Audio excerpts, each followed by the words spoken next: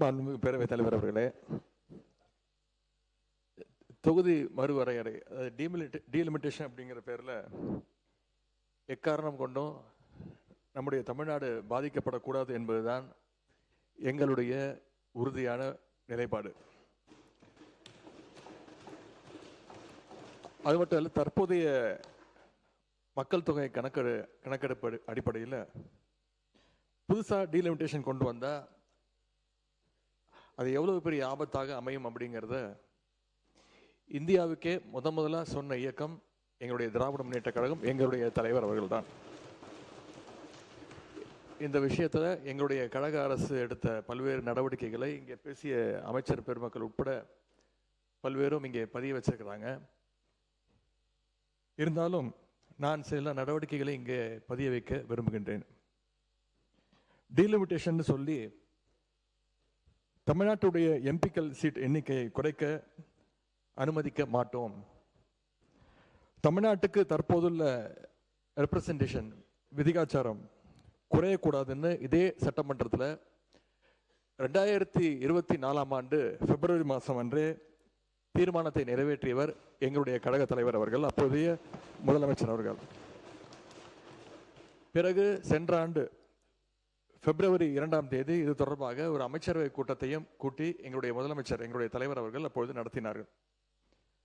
அந்த கூட்டத்தினுடைய முடிவின் எடுக்கப்பட்ட அடிப்படையில் சென்ற ஆண்டு மார்ச் மாதம் 5ஆம் தேதி எங்கள் தலைவர் தலைமையில் ஒரு அனைத்து கட்சி கூட்டமும் கூட்டப்பட்டது. அந்த கூட்டத்தில் இங்கே இருக்கக்கூடிய மாண்புமிகு நீர்வளத்துறை அமைச்சர் அவர்கள் அவங்களுடைய இயக்கத்தின் சார்பாக கலந்து கொண்டு அவருடைய கருத்துக்களை அங்கே பதிய வைச்சிருக்கிறார். அதன் பிறகு மார்ச் 7ஆம் தேதி டீலிமிட்டேஷன் எக்ஸசைஸின் அதனுடைய ஆபத்தை விலக்கி தென் மாநிலங்கள் உள்பட 7 மாநில முதலமைச்சர்களுக்கும் அந்தந்த மாநிலங்களைச் சேர்ந்த முக்கியமான அரசியல் கட்சி தலைவர்கள் அனைவருக்கும் எங்களுடைய தலைவர் அப்பொழுதைய தமிழ்நாடு முதலமைச்சர் அவர்கள் ஒரு விளக்கமாக ஒரு கடிதத்தையும் எழுதியிருந்தார்.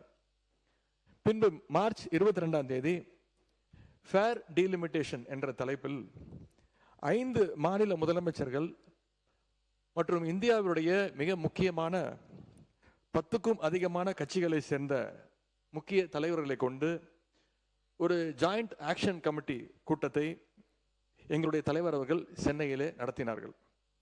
அந்த கூட்டத்தில் இந்த டீலிமிட்டேஷனுடைய பாதிப்புகளை நான் தான் பிரசன்டேஷனாக கொடுத்தேன். 2026 மக்கள் தொகை அடிப்படையில் எம்பி தொகுதிகளை நிர்ணயித்தால் தென் மாநிலங்களுடைய எம்பிக்கள் தொகுதிகளுடைய எண்ணிக்கை குறைந்துவிடும். அதே நேரம் மக்கள் தொகையை கட்டுப்படுத்தாத வட மாநிலங்கள் அவங்களுடைய எம்பிக்கள் தொகுதிகள் அதிகரித்துவிடும். எனவே தொகுதி மறுவரை திட்டத்தை, இந்த டீலிமிட்டேஷன் ப்ராசஸை அடுத்த 25 ஆண்டுகளுக்கு நடத்தக்கூடாது, நிறுத்தி வைக்க வேண்டும். 1971 சென்சஸின் படியே மக்களவை தொகுதிகள் தொடர வேண்டும் அப்படின்னு அந்த பிரசன்டேஷன்ல நான் தான் விளக்கி கூறினேன். அதுவே அந்த ஜாயிண்ட் ஆக்ஷன் கமிட்டி கூட்டத்தில் முக்கிய முடிவாக எடுக்கப்பட்டது. இதை அடுத்து அந்த கூட்டத்தில் எடுக்கப்பட்ட முடிவை எங்களுடைய தலைவர் அவர்கள், அப்போதைய முதலமைச்சர் அவர்கள் மார்ச் 24ஆம் தேதி இதே சட்டமன்றத்தில் விளக்கி கூறினார்கள். இந்த ஆண்டு ஏப்ரல் 16ஆம் தேதி அந்த மசோதாவுடைய நகலை தமிழ்நாடு எங்கும் எரிச்சு எங்களுடைய எதிர்ப்பை நாங்கள் வெளிக்காட்டினோம். எங்கள் தலைவர் அவர்களே, அப்பொழுது முதலமைச்சர் அவர்கள், எங்களுடைய தலைவர் அவர்களே அந்த போராட்டத்தில் கலந்து கொண்டு அந்த டீலிமிட்டேஷன் மசோதாவை எரித்தார்கள். அந்த மசோதா தோற்கடிக்கப்பட்டதை இந்த தீர்மானத்தில் இந்த அரசு குறிப்பிட்டிருக்கு. அந்த மசோதாவுக்கு நாங்கள் திராவிட முன்னேற்ற கழகம் காட்டிய எதிர்ப்பு தான் அந்த மசோதா பாராளுமன்றத்தில் தோற்கடிக்கப்பட்டதற்கான காரணம். இந்த சூழலில் டீலிமிட்டேஷன் சட்ட திருத்தத்துக்கான மசோதாவை ஒன்றிய அரசு மீண்டும் கொண்டு வரக்கூடும் என்று எதிர்பார்க்கப்படுகின்றது. இதில் முக்கியமான விஷயம் என்ன அப்படின்னா, 1971 2026 வரை ஃப்ரீஸ் செய்யப்பட்டு இருக்கக்கூடிய அந்த டீலிமிட்டேஷன் எக்ஸசைஸை மேலும் 25 ஆண்டுகளுக்கு நீட்டிக்க வேண்டும். அதற்கான புதிய சட்ட திருத்தம் இந்த ஆண்டு வரலன்னா 2027 மக்கள் தொகை அடிப்படையில் எம்பிக்கள் தொகுதிகள் நிர்ணயம் செய்யப்படுவதற்கான வாய்ப்பு ஏற்பட்டுவிடும். அப்படி செய்யறதுக்கான அதிகாரத்தை அரசியலமைப்பு வழங்கியிருக்குன்னு சட்ட வல்லுநர்கள் தொடர்ந்து கூறி வருகிறார்கள். திராவிட முன்னேற்ற கழகத்தை பொறுத்த வரைக்கும் 33% மகளிர் இடஒதுக்கீட்டை நாங்கள் முழுமையாக ஆதரிக்கின்றோம், வரவேற்கின்றோம். ஒருவேளை மகளிர் இடஒதுக்கீடு மசோதாவுக்காக டீலிமிட்டேஷன் எக்ஸசைஸ் செய்யப்பட்டா 1971 மக்கள் தொகை அடிப்படையிலேயே செய்ய வேண்டும். அதில் ஏதாவது மாற்றம் வந்தா நாடாளுமன்றத்தில் தமிழ்நாட்டு எம்பிக்களுடைய விதிகாச்சாரம், நம்மளுடைய ரெப்ரசன்டேஷன் இப்ப இருக்கக்கூடிய 7.18% குறைக்க அனுமதிக்க கூடாதுன்னு மீண்டும் வலியுறுத்தி சொல்லி அரசு கொண்டு வந்திருக்கக்கூடிய இந்த தீர்மானத்தை நாங்கள் வரவேற்கின்றோம். மாண்புமிகு பொதுப்பணித்துறை அமைச்சர் அவர்கள்.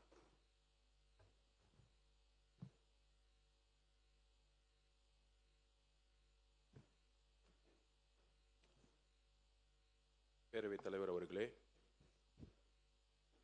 என்னுடைய முதல் உரை தந்தை பெரியார், பேரறிஞர் அண்ணா, புரட்சியாளர் அம்பேத்கர் அவர்களுடைய வணக்கத்தை தெரிவித்து இந்த தீர்மானத்தை பேச வாய்ப்பு கொடுத்த எங்களுடைய முதலமைச்சர் அவர்களுக்கும் பேரவைத் தலைவர்களுக்கும் வணக்கத்தை தெரிவித்து, ஒரு வரலாற்று சிறப்புமிக்க தீர்மானம். ஏன் இந்த தீர்மானம்? எங்களுடைய முதலமைச்சர், தமிழ்நாட்டுடைய முதலமைச்சர் ஒரு வரலாற்று சிறப்புமிக்க தீர்மானத்தை இந்த அவையில் கொண்டு வந்திருக்கிறார்.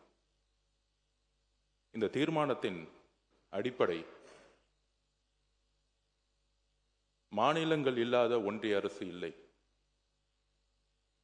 அறிஞர் அண்ணா வலியுறுத்தியதை போல, பாராளுமன்றத்தில் முழங்கியது போல, மாநில சுயாட்சி இல்லாமல் ஒரு இந்தியாவை உருவாக்க முடியாது. மாநிலங்களை தவிர்த்து இந்திய நாட்டுடைய வளர்ச்சியை உருவாக்க முடியாது. அமெரிக்காவின் ஆபிரகாம் லிங்கன் ஜனாதிபதியாக இருந்த பொழுது ஒரு யுத்தத்தை எதிர்கொண்டார். அந்த யுத்தம் வடக்கு தெற்கு என்கின்ற யுத்தம். அதே போல்தான் இன்று வடக்கு தெற்கு என்கின்ற யுத்தத்தில் இன்றைக்கு இந்தியாவும் சரி, நம்மளும் சரி எதிர்நோக்கி இருக்கிறோம். புரட்சியாளர் அம்பேத்கர் உருவாக்கிய அரசியலமைப்பு சமத்துவத்தை வலியுறுத்துகிறது. ஆர்டிகல் 14 எல்லோரும் சமம், எல்லோருக்குமான அரசியல் அதிகாரம் உருவாக்கப்பட வேண்டும். அதில் மாநிலத்துடைய பிரதிநிதித்துவம் மிக முக்கியமானது. நம்மளுடைய பிஜேபி சகோதரர் கேட்டார், ஏன் இந்த அவசரம் என்று. பாராளுமன்றத்தில் பிரதிநிதிகள் இல்லாத பொழுதே தமிழ்நாட்டில் சமூக நீதியின் அடிப்படையில் இடஒதுக்கீடு ஏற்படும் பொழுது தந்தை பெரியாரும் அண்ணாவும் இணைந்து அரசியலமைப்பில் முதல் திருத்தத்தை கொண்டது தமிழ்நாடு. இதுதான் தமிழ்நாட்டுடைய வரலாறு. அதே வழியில் எங்களுடைய முதலமைச்சர் இந்த தீர்மானத்தை தமிழகத்திற்கு மட்டுமல்ல, இந்திய ஒருமைப்பாட்டிற்காக, இன்றைக்கு ஆளக்கூடிய அரசுகள் வரக்கூடிய தேர்தலுக்காக இந்த சட்டங்களை கொண்டு வரலாம் அப்படின்னு ஒரு சிந்தனை உருவாக்கலாம். ஆனால் இந்தியா என்பது பன்முகத்தன்மை கொண்டது. அரசியல் கட்சிகள் மாறலாம், ஆனால் புரட்சியாளர் அம்பேத்கர் உருவாக்கிய அரசியலமைப்பு எப்பொழுதும் நிரந்தரமானது. அந்த அரசியலமைப்பை பாதுகாக்க இந்த தீர்மானம். இதில் திராவிட முன்னேற்ற கழகத்தின் நன்றி சொல்லுகிறோம் எதிர்க்கட்சி தலைவர் அவர்களுக்கு. அரசியல் ரீதியாக நாம் மாறுபட்ட கருத்துக்கள் இருக்கலாம், ஆனால் அண்ணா உருவாக்கிய கொள்கை திராவிட முன்னேற்ற கழகத்திற்கு மட்டும் உருவாக்கவில்லை, தமிழ்நாட்டிற்காகவும் இந்தியாவுக்காகவும் உருவாக்கிய கொள்கை. அந்த கொள்கை வழியில் வந்தவர்கள் நாங்கள், எங்களுடைய முதலமைச்சரும். அந்த கொள்கையில் தமிழக வெற்றி கழகம் மட்டுமல்ல, திராவிட முன்னேற்ற கழகம் மட்டுமல்ல, அண்ணா திராவிட முன்னேற்ற கழகம் புரட்சியாளர் புரட்சி தலைவரால் உருவாக்கப்பட்ட எம்ஜிஆர் அவர்களும், புரட்சி தலைவி அம்மா அவர்கள் தன் இறுதி மூச்சு வரை மாநில சுயாட்சிக்காகவும், கலைஞர் அவர்கள் மாநில சுயாட்சிக்காகவும் இதே அவையில், இதே தமிழ்நாட்டில் அரசியல் கருத்துக்களும் வேறுபாடுகள் இருந்தாலும் உயிர் உள்ளவரை, உயிர் மூச்சு உள்ளவரை மாநில சுயாட்சிக்காக குரல் கொடுத்தவர்கள். இந்த தீர்மானத்தில் மிக முக்கிய பிரச்சனை, மாநில சுயாட்சியை நாம் இழப்போம். அண்ணா அன்னைக்கே முழங்கினார், வடக்கு வாழ்கிறது, தெற்கு தேய்கிறது. இன்றைக்கு வரைக்கும் அந்த பிரச்சனை இருந்து கொண்டுதான் இருக்கிறது. நாம் பாராளுமன்ற தேர்தலில் 40க்கு 40 புதுச்சேரி உட்பட வெற்றி பெறுவோம். நமது பாராளுமன்ற உறுப்பினர்கள் தமிழ்நாட்டுக்கு எதிரான அனைத்து சட்டங்களுக்கு எதிராக குரல் கொடுத்துக் கொண்டிருக்கிறார்கள். அது நீட்டாக இருக்கட்டும், ஜிஎஸ்டியா இருக்கட்டும், சிஏவா இருக்கட்டும். ஆனால் கடந்த 10 வருடங்களாக நமக்கான சட்டங்கள் நமக்கு எதிராக தான் இருந்துட்டு இருக்கு. கடைசி வாய்ப்பாக 543 என்று நமக்கான ஒரு ஃப்ரீஸ் செய்யப்பட்ட, கடைசியாக 2001 ஃப்ரீஸ் செய்யப்பட்ட ஒரு பாராளுமன்ற உறுப்பினரின் எண்ணிக்கை மாறுபடும் பொழுது நமக்கான குரலும் நமக்கான உரிமையும் பறிக்கப்படும். வரலாறு பத்தி பேசலாம்னு நினைச்சேன். நம்மளுடைய மாண்புமிகு சகோதரர் வன்னியரசு அவர்கள் எல்லாத்தையும் பேசிட்டாரு. பாரத பிரதமர் திருமதி இந்திரா காந்தி அம்மையார் அவர்கள் மக்கள் தொகையால் கட்டுப்படுத்தக்கூடிய திட்டங்களை கொண்டு வரும் பொழுது, தென் மாநிலங்கள் அதை வளர்ச்சிக்காக அமல்படுத்திய பொழுது, மக்கள் தொகையின் அடிப்படையில் பாராளுமன்றத்தின் விகிதாச்சாரம் நிர்ணயிக்கப்பட்டால் நாளைக்கு இந்தியா சமத்துவத்தை இழந்துவிடும் என்கின்ற சட்டத்தை கொண்டு வந்தார்.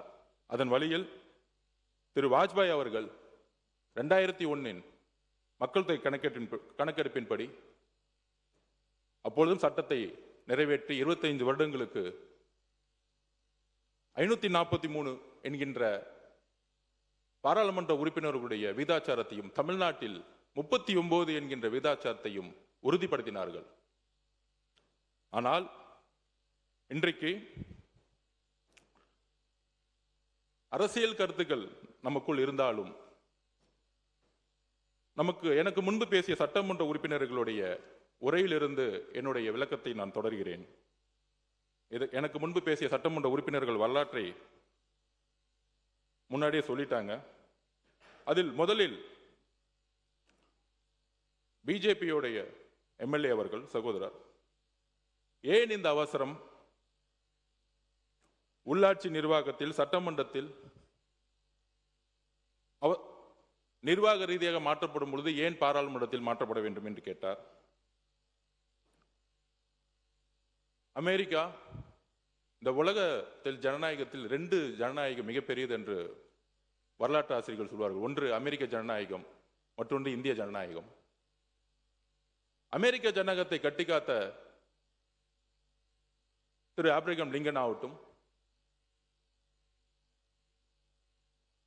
அவருடைய பார்வையிலும் சரி, அமெரிக்காவுடைய வளர்ச்சி, இந்த உலகத்தில் பொருளாதாரத்தில் நம்பர் 1 கண்ட்ரி அமெரிக்கா, அங்கு மக்கள் தொகையின் அடிப்படையில் பாராளுமன்ற உறுப்பினர்களுடைய விகிதாச்சாரத்தை உருவாக்கவில்லை.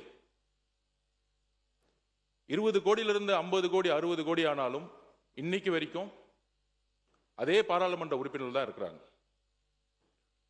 பாராளுமன்ற உறுப்பினர்களுடைய பணி வேறு, சட்டமன்ற உறுப்பினர்களுடைய பணி வேறு, உள்ளாட்சி பிரதிநிதிகளுடைய பணி வேறு. தேமுதிகவுடைய சகோதரி அவர்களும் இதை குறிப்பிட்டார்கள். 50% இன்க்ரீஸ் ஆகும் பொழுது நமக்கு பலன் தானே அப்படின்னு. கிடையாது. 5-6 வட மாநிலங்கள் சேர்ந்தால் ஒரு பிரதம மந்திரியை உருவாக்க முடியும் என்கின்ற நிலை இன்றைய வரையும் இருந்துட்டு இருக்கு. அதை மாற்றப்பட வேண்டும். தென்னிந்தியாவில் இருந்து, ஏன் தமிழ்நாட்டிலிருந்து ஒரு பிரதம மந்திரி எதிர்காலத்தில் உருவாக்கப்பட வேண்டும். அதிகாரம் உத்தரப்பிரதேசுக்கோ பீகாருக்கோ குஜராத்துக்கோ மட்டுமல்ல. நம்மளுடைய குரல் சட்டமன்றத்தில் ஒலித்தது போல ஒரு நாள் பாராளுமன்றத்தில் ஒரு பிரதம மந்திரியாக ஒலிக்க வேண்டும். இதற்கு தான் இந்த தீர்மானம். நாம் பொருளாதாரத்தில் மகாராஷ்டிராக்கு அடுத்த இடத்துல இருக்கிறோம். ஆனால் சட்டங்கள், பாராளுமன்றத்தில் நடக்கக்கூடிய அனைத்து சட்டங்கள் ஏன் தமிழ்நாட்டுக்கு எதிராக இருக்கிறது?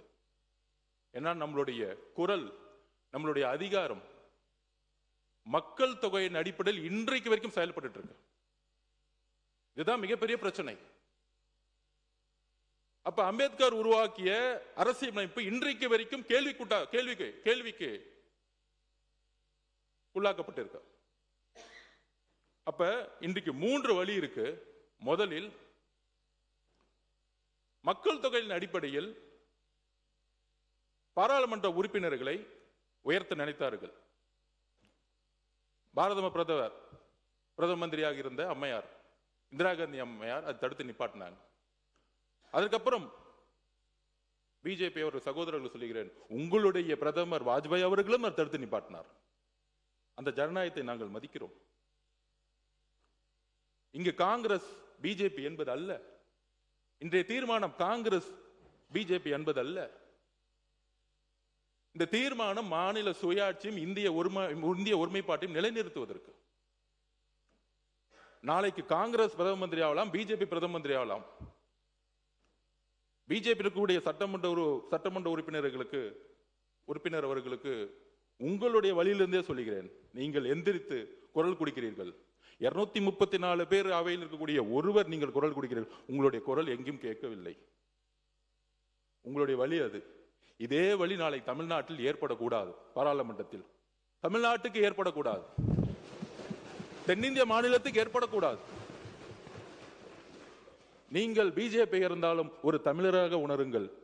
இந்த தீர்மானம் எதற்கு என்று அரசியலுக்கு அப்பாற்பட்டு சிந்திக்க வேண்டும். அண்ணா அவர்களும் பெரியார் அவர்களும் புரட்சியாளர் அம்பேத்கரும் அரசியல் கட்சிக்கு அப்பாற்பட்டு இந்தியா என்கின்ற ஒரு நாட்டிற்கும் தமிழ்நாட்டிற்காகவும் சிந்தித்தார்கள். தேர்தல் காலங்களில் வெற்றி பெறுவதற்காக நாம் பல்வேறு அரசியல் களத்தில் நாம் சண்டையிடலாம்.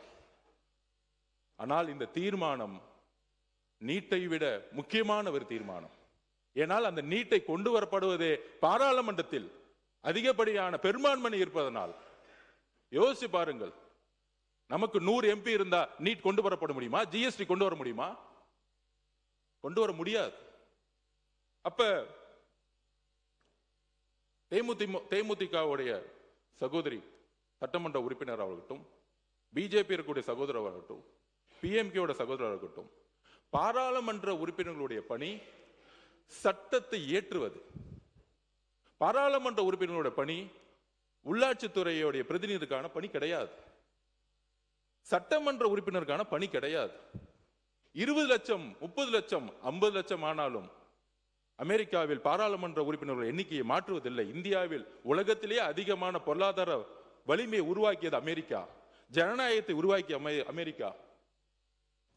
ஜுடிஷியல் சிஸ்டம், டிரான்ஸ்பரன்சி உருவாக்கியது அமெரிக்கா. இதைதான் புரட்சியாளர் அம்பேத்கர் அரசியலமைப்பை எழுதும் பொழுது உறுதியாக சொன்னார். எல்லோரும் சமங்கின்ற ஒரு அரசியலமைப்பை உருவாக்கிய பொழுது அந்த சமத்துவத்தை உடைக்கக்கூடிய ஒரு சட்டமாகவும் வரக்கூடிய ஆபத்து இருப்பதனால்தான் இதை எந்த கருத்து வேறுபடும். திரு மு.க. ஸ்டாலின் அவர்கள் இதில் உடன்படுகிறதா அந்த முதல் குரல் கொடுத்தார். அதில் எந்த வேறுபாடும் கிடையாது. அதில் நாங்கள் ஆதரிக்கிறோம். ஆனால் 2026 ஏப்ரலில் அவங்க சொன்ன ப்ரொபோர்ஷனேட் ஃபர்ஸ்ட் பாப்புலேஷன் அடிப்படையில் நம்ம எதிர்த்தோம். அதுக்கப்புறம் நம்மளுடைய தமிழ்நாடு 7.18 அப்படிங்கிற ப்ரொபோர்ஷனேட் விகிதாச்சாரம் குறையக்கூடாது, விகிதாச்சாரம் உயர்ந்தால் வரவேற்கலாமா அப்படிங்கிற ஒரு குரல் வந்தது. அதையும் திராவிட முன்னேற்ற கழகத்துடைய திரு மு.க. ஸ்டாலின் கடுமையாக எதிர்த்தார். அதில் நாங்கள் அதான் சொல்றேன், எல்லா முதலமைச்சரும் இல்ல. இந்த பிரச்சனை இப்பதான் வந்துச்சு, அதுக்காக சொல்றோம். இந்த 2 வருஷமா தான் இந்த பிரச்சனை. ஓகே, முன்னாள் முதலமைச்சர் அவர்கள் திரு மு க ஸ்டாலின் அவர்கள் கடுமையாக எதிர்த்தார், திமுக எதிர்த்தது. எங்களுடைய தலைவரும் 2025 ஆண்டிலிருந்து இதுவரை 3 அறிக்கை கொடுத்திருக்கிறார், நாங்களும் எதிர்க்கிறோம். ஏன்னா இது அண்ணாவுடைய கொள்கை. அப்படி இருக்கும் பொழுது இப்பொழுது ஏன் இந்த பிரச்சனை அப்படின்னா, புதிதாக ஒரு பிரச்சனை 50% மாநிலங்களுக்கு கொடுக்கலாம் அப்படிங்கிற ஒரு கருத்து வருது. அந்த 50% இந்தியாவில் உள்ள எல்லா மாநிலங்களுக்கும் கொடுக்கப்பட்டால் பாராளுமன்ற உறுப்பினருடைய பிரதிநிதித்துவம் அதிகமாவதே, தமிழ்நாட்டுக்கு அதிகமாவதே அப்படிங்கிற ஒரு குரல்.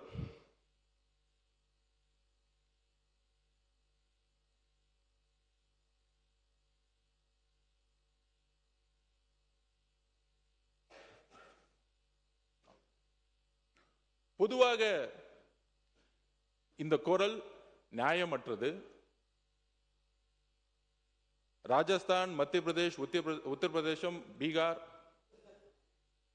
மகாராஷ்டிரா இந்த மாநிலங்களை இணைத்தாலே இந்த 50% அதிகமாகும் பொழுது தேர்தல் அரசியலில் சுலபமாக மீண்டும் வட இந்தியாவின் ஆதிக்கம்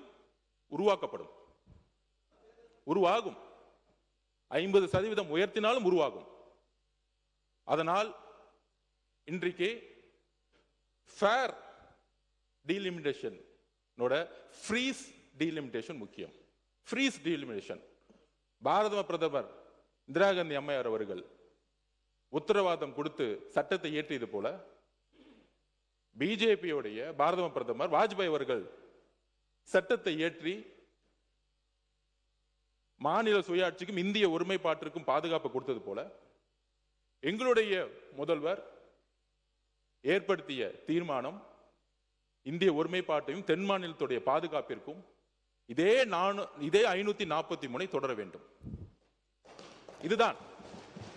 எந்த வழி வந்தாலும் அது மக்கள் தொகையின் அடிப்படையிலேயோ இல்ல விகிதாச்சார மாற்றத்தின் அடிப்படையிலேயோ எல்லோருக்கும் சமமான விகிதாச்சாரம் என்று கொடுக்குவோம் என்ற உத்தரவாதம் இருந்தாலோ இல்லை 50% அதிகமான எண்ணிக்கை கொடுத்தாலோ அது நமக்கு தேவையில்லை. தமிழ்நாட்டிலிருந்து மக்கள் கிட்ட இது வரைக்கும் எந்த விதமான குரல் உருவாகவில்லை. அதிகமான பாராளுமன்ற உறுப்பினர்கள் வேண்டும், இது வரைக்கும் மக்கள் எந்த இடத்திலும் போராட்டமோ இல்லை தேவை ஏற்பட்டது கிடையாது.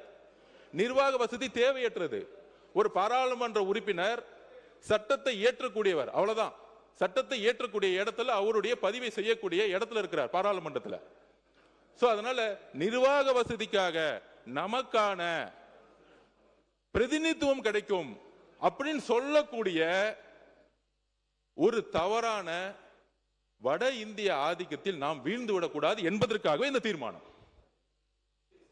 இந்தி பேசும் மாநிலங்கள், நன்றி, இந்தி பேசும் மாநிலங்கள், வடகிழக்கு மாநிலம் எடுத்துக்கொள்ளுங்கள். வடகிழக்குல 7-8 மாநிலங்கள் இருக்கு. ஏன் அவர்கள் குரல் பாராளுமன்றத்தில் ஒலிக்கவில்லை? பிரதிநிதித்துவம் இல்லை. நாளைக்கு வடகிழக்கு மாநிலங்கள் போல தென் மாநிலங்களும் ஆயிடக்கூடாது. அதுக்குதான் இந்த தீர்மானம் முதலமைச்சர் கொண்டு வந்திருக்கிறார். அடுத்த 100 வருஷத்துக்கான அரசியல் மாற்றப்படும். அடுத்த 50 வருஷத்துக்கான அரசியல் மாற்றப்படும். நாம் சமூக நீதி அடிப்படையில் கல்வியை உருவாக்கினோம், உயர்கல்வியை உருவாக்கினோம். அதிகமான மெடிக்கல் காலேஜஸ் இருக்கு. நமக்குள்ள போட்டிகள் இருக்கலாம், அரசியல் சண்டைகள் இருக்கலாம். வளர்ந்த மாநிலமாக இருக்கிறோம். ஆனால் அந்த வளர்ச்சி அரசியல் ரீதியாக வெற்றி பெற வேண்டும். இன்றைக்கு நம்மளுடைய அண்ணன் தங்கம் தென்னரசனுக்கு தெரியும், ஏன் எங்களுடைய நிதியமைச்சர் அந்த தெரியும், நம்ம ₹1 கொடுத்தா நமக்கு ₹40 திருப்பி கொடுக்கிறாங்க. ஏன்? நமக்கான அதிகாரம் கிடையாது. ஓகே, 29 பைசா, 29 பைசா. அப்ப ஏன்? இதுதான் நமக்கான அதிகாரம் இல்லை. நாம் உழைக்கிறோம், அதிகாரத்தை உருவாக்க முடியல. அதுக்காக இந்த எதிர்காலத்தில் 50% என்று சொன்னால் கூட நம்மளுடைய எப்படி 2026 ஏப்ரலில் இந்த சட்டம் வரும்பொழுது 39 பாராளுமன்ற உறுப்பினர்களும் இணைந்து நின்று எதிர்த்தார்களோ, இன்றைக்கு ஒரு வேறுபாடு இருக்கலாம். 2026 அப்புறம் திராவிட முன்னேற்ற கழகத்திற்கும் காங்கிரசுக்கும் அரசியல் ரீதியாக வேறுபாடு இருக்கலாம். உங்களோடு காங்கிரஸ் இருந்தார்கள், எங்களோடு இன்றைக்கு மக்களுடைய முடிவிற்காக எங்களோடு இணைந்தார்கள். தவறு, நான் அரசியல் ரீதியா பேசல. ஆனால் மாநில சுயாட்சி பிரச்சனை வரும்போது காங்கிரசும் சரி, அண்ணா திராவிட முன்னேற்ற கழகமும் சரி, திராவிட முன்னேற்ற கழகமும் சரி, கம்யூனிஸ்ட் தோழர்களும் சரி, விசிகே இருந்தாலும் சரி, எல்லாரும் இணைந்து, ஐயுமலரும் சரி, எல்லோரும் இணைந்து 39 பாராளுமன்ற உறுப்பினர்களும் இணைந்து இந்த சட்டம் எப்பொழுது வந்தாலும் அது மக்கள் தொகையின் அடிப்படையிலேயோ விகிதாச்சாரின் அடிப்படையிலேயோ இல்லை 50% அதிகமாக கொடுக்கப்படும் என்று சொன்னாலோ, இல்லை எங்களுக்கு பாரத பிரதமர் இந்திரா காந்தி அம்மையார் உருவாக்கிய அந்த சட்டத்தை பாதுகாத்த வாஜ்பாய் அவர்கள் சட்டத்தை பாதுகாத்ததை போல இன்னும் 25 வருட காலங்கள் இதே 543 ஃப்ரீஸ் செய்ய வேண்டும் என்கின்ற ஒரு உறுதிமொழியுடன் இந்த தீர்மானத்தை நாம் நிறைவேற்ற வேண்டும் ஒரு மனதுடன்.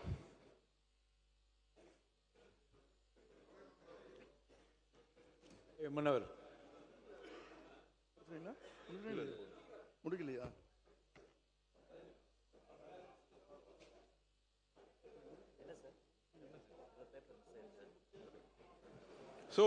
மாண்புமிகு பொதுப்பணித்துறை அமைச்சர், இதுதான் எங்களுடைய தீர்மானம். அதில் பாராளுமன்றத்தில் அந்த சட்டம் வரும்பொழுது 39 நாடாளுமன்ற உறுப்பினர்களும் அவையுள் இருந்து வெளிநடப்பு செய்யாமல் அந்த சட்டத்திற்கு எதிராக வாக்களிக்க வேண்டும். அப்பொழுதுதான் அந்த சட்டம் நிறைவேறாது என்கின்ற ஒரு தாழ்மையான ஒரு வேண்டுகோளுடன் இந்த தீர்மானத்தை நிறைவேற்ற இங்க இருக்கக்கூடிய அனைத்து கட்சிகளுக்கும் எங்களுடைய வேண்டுகோளை கொடுக்கிறோம். நன்றி, வணக்கம்.